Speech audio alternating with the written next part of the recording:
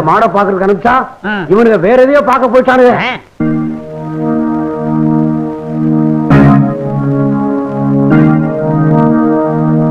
எங்கடா போனீங்க? இவன் தாங்க எதையோ காட்டுறேன்னு கூட்டி போனான். நான் கூட்டி போனேன். நீ தான்டா கூட்டி போனேன். ஏய், எங்க போனீங்கங்கறத ஒழுங்கா சொல்லிருங்க.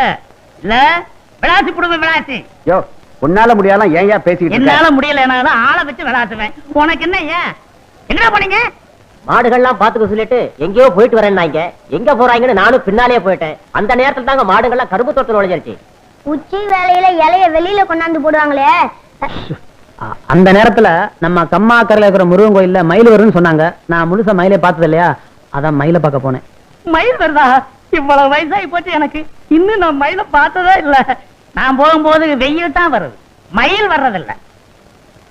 அப்புறம் அது அதிகமா போடுங்க, அப்பதான் புத்தி வரும் பயலுக்கு. ஏய், 400 ரூபாய் கட்டுங்கடா.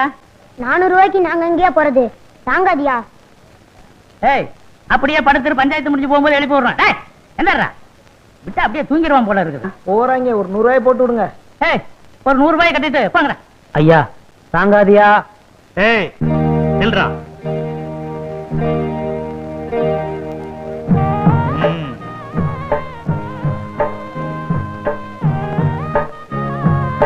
போய் கட்டிட்டு வா.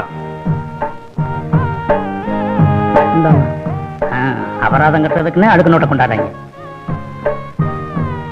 கட்டிட்டேன். கேட்டியா குசும்ப? நீ வீட்டுக்கு வா, கவனிச்சுக்க.